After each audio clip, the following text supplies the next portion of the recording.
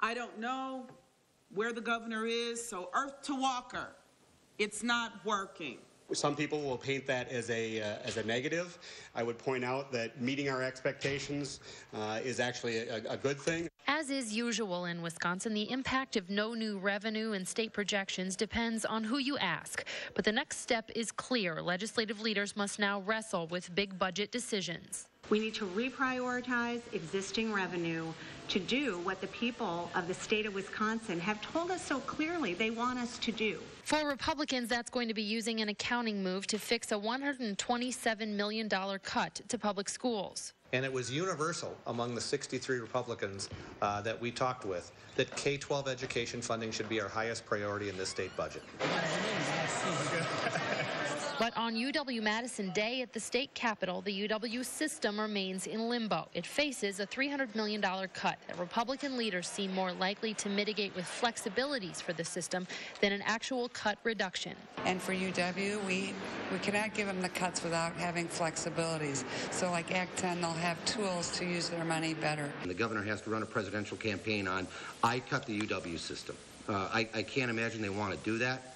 And hopefully they'll come to their senses. They'll put the brakes on some things. Democrats say the state should accept Medicaid dollars and reduce a small property tax cut, as well as slow the phase-in of a manufacturing tax credit to save money. Republicans say those are non-starters. I haven't discussed that as a caucus, but I will say it's not surprising to me that when we are faced with a deficit, the first thing that Democrats propose is to either increase taxes or delay the tax cuts that have already been proposed. So that's not shocking. I think that would be the last priority of our caucus, not the first as it is with the Democrats.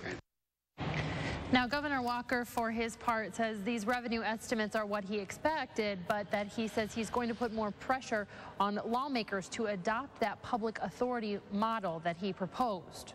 There is no new money to put in, so I don't know where they're going to make an adjustment. They weren't talking about easing up on the budget adjustment. They were talking about just purely taking away the authority, which I would think would be the worst of all situations, in that our reforms were based on giving them authority that would give them the capacity to make up, particularly with a permanent block grant that in the next couple of years they could more than make up for with the assistance from the state. They don't have the authority, and at least at a minimum, if they don't have the flexibilities that were built into the authority, they'll face some real challenge. I think talking to legislative leadership today, there is a real interest in giving them flexibilities. We're still going to try and make the case to the full legislature for an authority.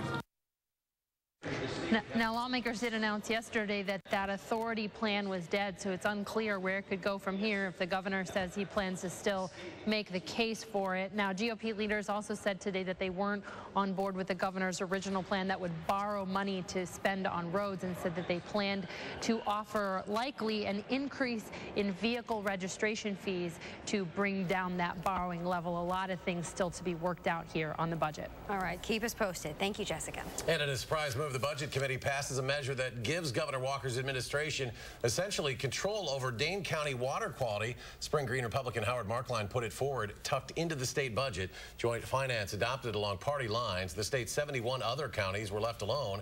Dane County Executive Joe Parisi says he is puzzled why a legislator from outside Dane County is so concerned with Dane County, calling it a, quote, sneak attack. We have an environment and a quality of life that can't be beat. So we think we're doing a pretty good job, and we don't really need the state's help. We don't need them to come in and lay their cookie cutter approach on us and take away our ability to maintain the quality of life that we've built here.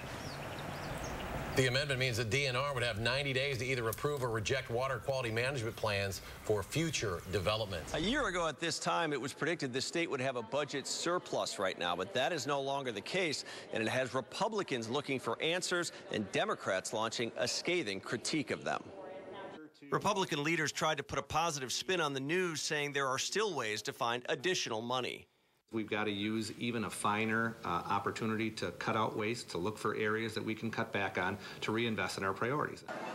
They say the first priority is restoring $127 million Governor Walker proposed cutting for K-12 public education next year. They'll do that by trimming the double payment the governor wanted to make towards the school levy tax credit. That will allow us $106 million to be able to shift to K-12 in addition to the other dollars we've saved to this point, and will continue as we go forward.